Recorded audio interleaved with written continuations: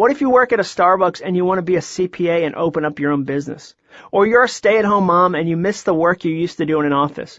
Where are the parallels there? Let's look at some of those examples. We'll go ahead and take the Starbucks barista versus songwriter discussion off the table. If you want to write songs and you're surrounded by people and stories all day in one of the most communal places on the planet and you still can't see the connection, you're probably not going to make a good songwriter. Instead, let's look at Starbucks barista versus CPA.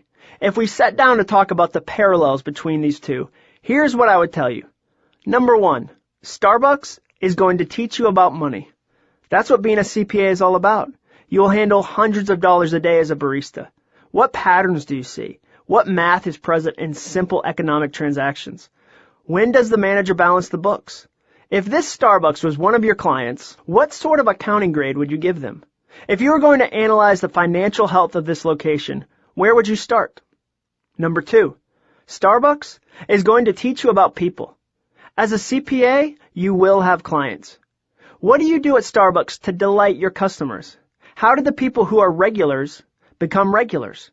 What have been some customer service mistakes you've made that would cost you 10 times that amount of business if you made them as a CPA? What qualities does Starbucks look for in managers? Could those be the same qualities you look for in employees you might hire someday? Number three, Starbucks is going to teach you about marketing. Coffee is cutthroat, and the economy has made things even harder. How has Starbucks responded with marketing? Does your location get involved in the community? What would be the grassroots version of an expensive marketing campaign Starbucks did? How could you adapt it? The parallels go on.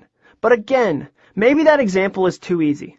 Let's talk about stay-at-home moms. You've got 2 kids under the age of 6. We're not talking about finding parallels between 2 salaried jobs. We're talking about finding parallels between a 24-hour-a-day job and, let's say, a desire to be a project manager again. My wife was a project manager at both an ad agency and a construction company. Let's say she came to me one day and said, "Jon, I can't do this anymore. I want to be a mom and a project manager again. But those aren't related at all, and I don't see any possible parallels." 3 questions I would ask her and you. Number 1, why? That's usually the best question to start with. I would first and foremost want to know why my wife wanted to be a project manager again. Maybe she didn't want the job back. She just wanted to feel in community with other people. Maybe it wasn't about the specifics of the industry, but instead about feeling like you're responsible for something outside the house. If that's the case, then we can look for a million freelance opportunities and not just limit ourselves to construction companies and ad agencies. Number 2, how much time can you give it? It only generates obscene amounts of hurt and frustration to pursue a 40-hour-a-week dream in a week that currently has 4 hours of available free time. It's useless to talk about finding the parallels between a full-time job and being a stay-at-home mom if you've only got a few hours in a week to dedicate to it. Instead, for now, scale down your discussion. Make sure you're not comparing apples and oranges. Compare your stay-at-home parenting to a part-time freelance gig if you're not ready to jump in with both feet. Otherwise, you won't make a fair comparison. Number 3, how can you start small? This is the golden age of freelance. In the 1950s, you couldn't go online, find a quick-hit freelance job, knock it out at home, and feel good about completing a new project while keeping your eye on the kids.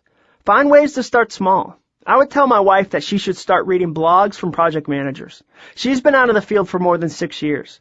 Thinking she can jump back in without at least a minor degree of re-education would be crazy. I tell her to read the freelance posts on Craigslist to see if there are any small parallels between how she currently spends her days and the ways people are requiring freelance gigs to be completed. I would help her go small long before I would help her go big. I didn't mention the parallels between a day job and a dream job that involve an office because most of them are obvious. Regardless of the specifics of the 2 office jobs you are comparing, you will need to be amazing in meetings at both jobs. You will need to have a well-oiled communication system. You will need to build a network of relationships internally so that you can get stuff done, and externally so you can foster the brand, your own or your company's. The parallels are endless in most situations, but let's pretend they're not in your world. There are absolutely no parallels between your day job and your dream job. How do you fall in like with a day job like that? You look instead for purpose. The purpose filter. Dream jobs and day jobs are two-way streets. When you look for parallels between your day job and your dream job, you're usually looking in one direction. You're asking, how can this job impact my dream? But the things you learn pursuing your dream can also benefit your current job. What happens when you ask, how can this dream impact my job? That's more of a purpose question than a parallel question. Asking it saved me during my 2-year incubation at Autotrader.com. In the fall of 2009, I used some of my vacation days from work to go speak at conferences around the country. This was an incredibly fun thing to do, but I started to grow bitter about the re-entry process. I was angry about the widening gap between my day job and my dream. On one particular morning, I broke down and started crying in the airport. For the record, I cried in the Chicago airport, not the Atlanta airport. And the tears were brief, subtle, and related to a pair of khaki pants I didn't want to put back on. It was 4:30 a.m., and I was walking in O'Hare. Hours earlier, I had spoken to a crowd of hundreds as the closing keynote for a creative conference.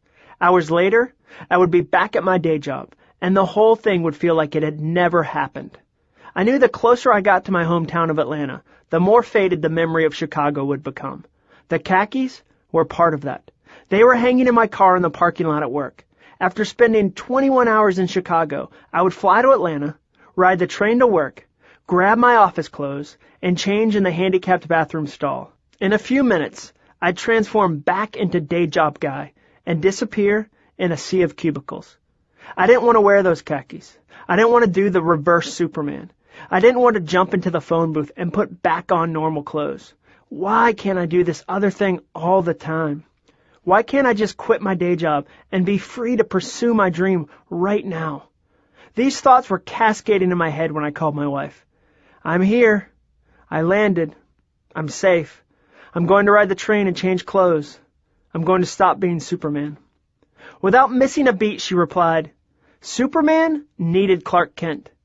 Being Clark was the reason he was able to be Superman. It was how he stayed real, how he connected to real people. He couldn't be Superman the whole time. He knew the problems of the day because he was around people. Go be real. Go be connected with the people you work with instead of being a non-stop Superman. Go be Clark Kent, Jon. She was right. Although I was getting better at finding ways to hone skills in my day job that would later serve me in my dream job, I'd never looked at it the other way. I'd never taken the time to say, how can this dream impact my job? I had failed to see my job through the filter of my dream. My dream that began with the Stuff Christians Like blog was about people. It was about creating honest conversations about a subject that sometimes doesn't get talked about in an honest way. Faith. My purpose was to connect with people and create fresh dialogue about that part of my life. That's what the Stuff Christians Like blog and the book and ultimately that dream were all about. Guess who I was surrounded by all day at work? People. In my ignorance, I had acted as if there were no way to use my dream to improve my day job. I was standing at a window, staring at the horizon, hoping someday my dream job will allow me to reach out to people and change lives. If only it would come sooner. I can't wait to connect with people.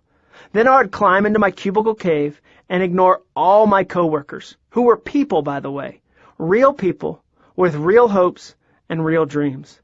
Seeing this gross oversight changed the way I looked at work.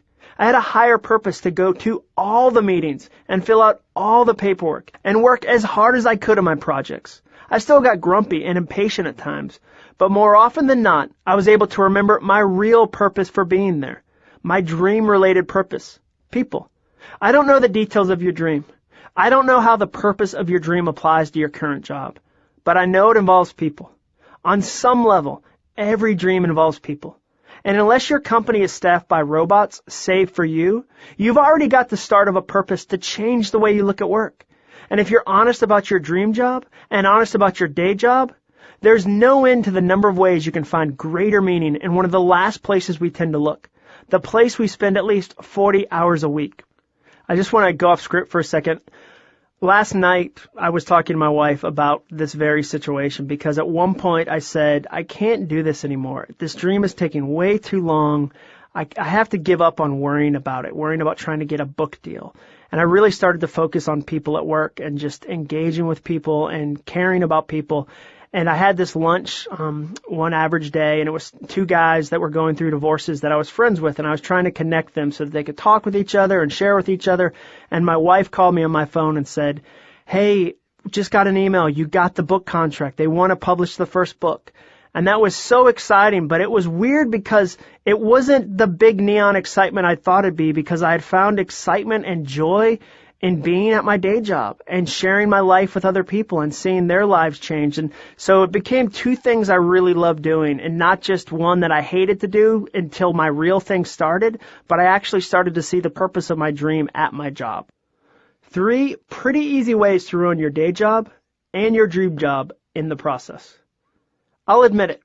Sometimes you haven't experienced a root canal in a long time. So working to avoid tooth agony is a really ineffective motivator. Sometimes you're single and you don't have kids or a wife or even an above average cat you need to care for. So being able to support someone else isn't a highly motivating reason right now.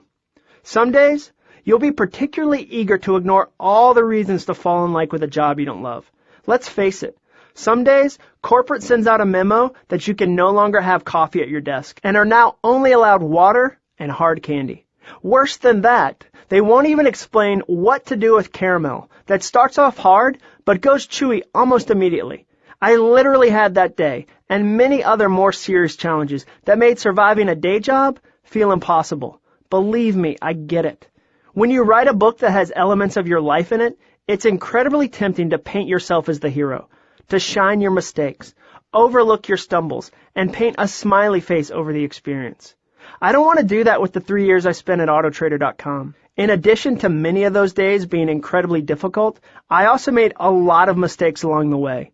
In doing so, I discovered 3 pretty easy ways to ruin your day job and your dream job in the process.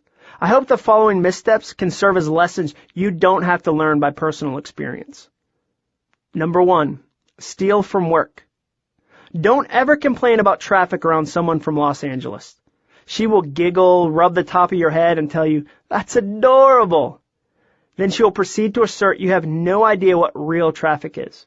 But regardless of what she might say, Atlanta traffic is legitimately gross. So while I lived there, I would beat it by leaving the house at 6 a.m. and doing personal writing at work before my workday started. If I wrote at home in the morning, I could almost hear Interstate 400 filling up and found it too distracting. When the Stuff Christians Like blog first took off, I used to write each day's post about 3 minutes before it would go live, in my cubicle. Doing that meant there were some mornings where I wasn't quite finished by 8 a.m., when it was time to start doing my work for which I was being paid. 8:10 would come, then 8:20, and I was still blogging away. I was late for work, even though I was physically there. The romantic way to look at it is that my dream job bled over into my day job. The candid way to look at it is that I was stealing from work. When you do your dream on work time, that's stealing from your employer. Look for the parallels between your day job and your dream job. Find a way to see how your dream's purpose can improve your job performance, but don't spend time doing something for which you are not being paid. Your employer didn't hire you to pursue your dream on work time. They hired you to fulfill a job description, and you accepted it. You have a duty to complete that commitment. It's tempting to ignore that commitment as your dream gains momentum. It was hard for me to work on a corporate memo when the chance to interact with thousands of people on my blog was calling me. This is my dream! So shiny, so fun, so not what I was hired to do. The first lie we tell ourselves is that we'll just work longer hours and make it up to them. But when you do that, work rarely wins. If someone is going to get cheated, it's usually not your dream. The second lie we tell ourselves is that we're able to get the 40-hour workload done in 32 hours. So conveniently, we have 8 hours left to work on our dream. Efficiency is great. I love that you're killing it at work. But if you find more room in your day because you hustled, that's not your room. That's their room. This was a struggle for me, and I had to attack this monster in a number of different ways. The first is that I started to get ahead of my blog. I would write weeks in advance so that I never had the pressure of finishing something before work started. Scheduling my blog posts and tweets ahead of time helped me focus on work during the day. The second thing I did was change the location I was pursuing my dream. I still preferred to write at work in order to avoid traffic, but now, instead of my desk, I went to an empty conference room. In that room, in that hour, I could write whatever I wanted to. As soon as I left that room, though, it was business time. That small but surprisingly helpful physical separation created a good barrier for me between my dream job and my day job. The third thing I did was find more work to do at autotrader.com. When I realized I was able to get all of my work done in less than 40 hours, I actively filled that extra time with other autotrader.com related activities. I applied for 2 leadership programs. I got accepted to one and was able to continue working hard for the money they were paying me. The final thing I did was treat autotrader.com like a client instead of a job. As a freelance writer, I would have never dreamed of billing a freelance client for hours I spent working on my dream. I only billed them for hours I spent working on their project. But in the average full-time job, especially at a medium to large company that isn't tracking billable hours, it's easy to forget that. It's all just one big pool of money and one big pool of working hours. You lose sight of the fact that real money and real consequences are involved with your actions. But if you flip the circumstances around, you'd never think it was right.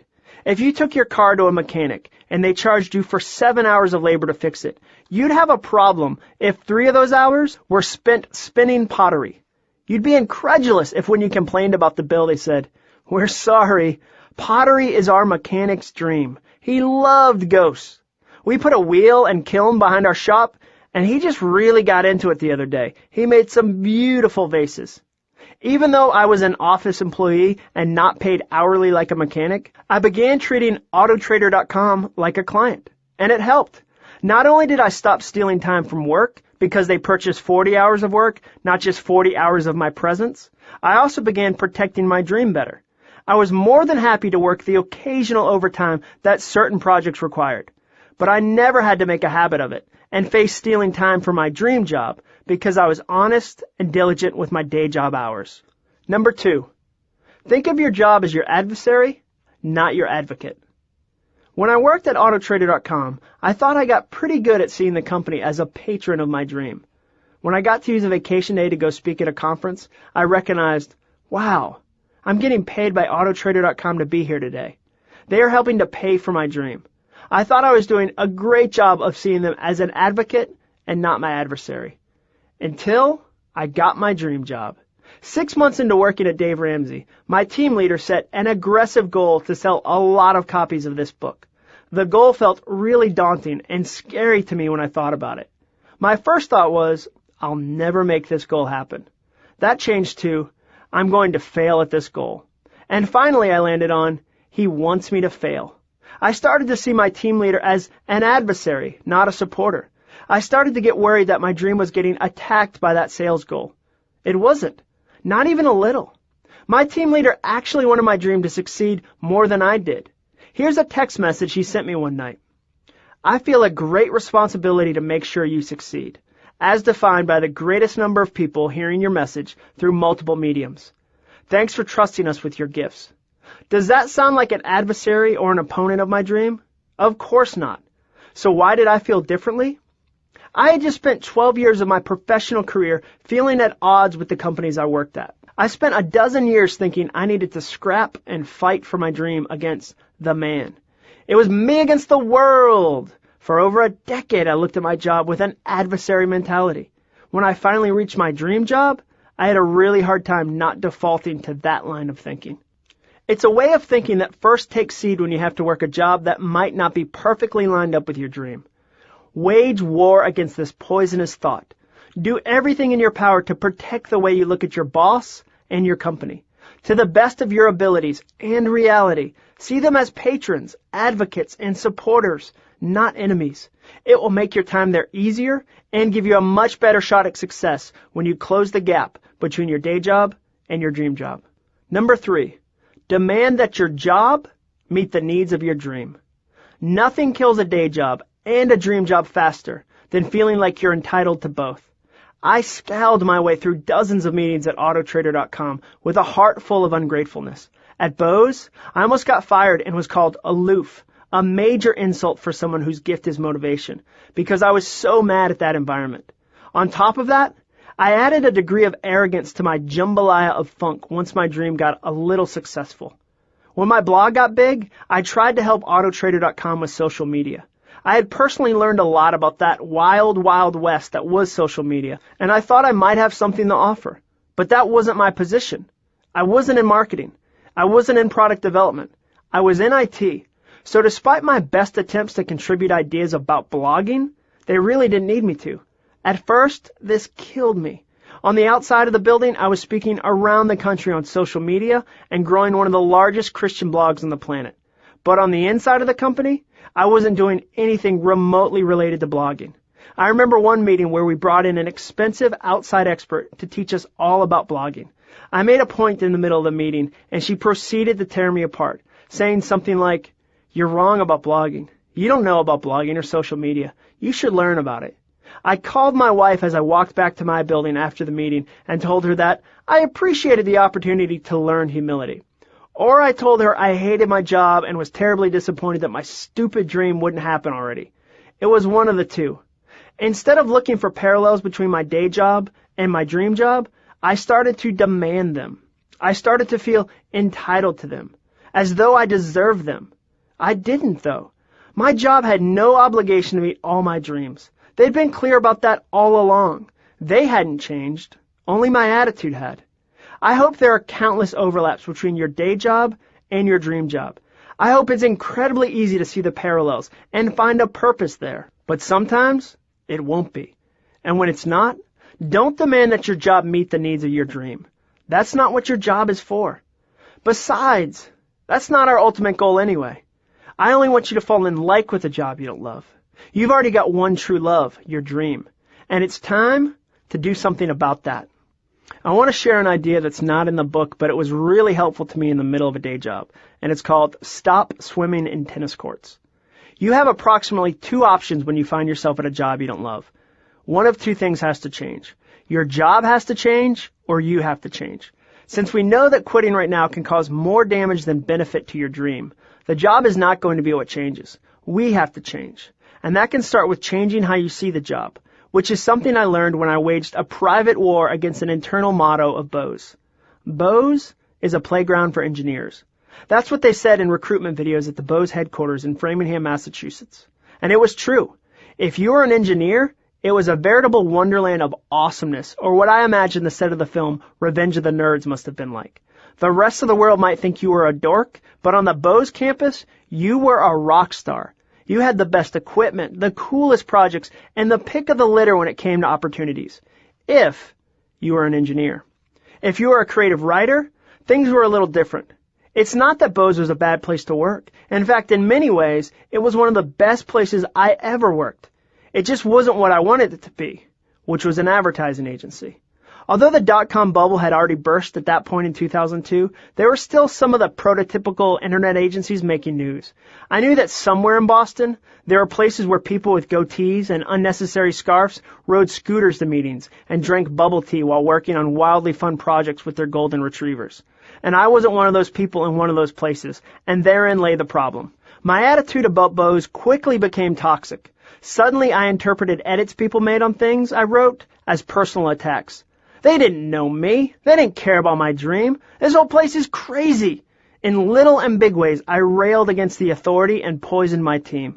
I couldn't stand driving there each morning. My angst and frustration would get louder with each mile I covered, until eventually it would peak in the parking lot outside of the building. Angry and hurt and depressed, I would walk in and start my job. Has a job ever felt like that to you? Have you ever felt like you've known what you wanted? To be at an ad agency, and the job you have was flat out refusing to be that? You thought you'd get to cook more at the restaurant, but they only let you serve. You thought you'd be writing more, but instead you're editing. You were told you could help change the face of the company, but were instead micromanaged to near death. Sometimes it seems like the job we're hired for isn't the job we end up with. We expected oranges, but instead got apples. We wanted to be a director, not a best script. We were told one thing, and something different happened. Although I think that does occur, sometimes I fear we're the ones that create that incredibly wide gap of expectations. I think sometimes we're the ones who try to swim in tennis courts. I realized something in the midst of my grumbling and whining at Bose. They had never promised me they were a cool advertising agency. In the job interview, they had not guaranteed bubble tea, or that I could bring a ferret named Che Guevara to work, or any such thing. They were a dry, serious company that did dry, serious things. And they'd been upfront about that from the very beginning. In essence, they were a tennis court, not a swimming pool.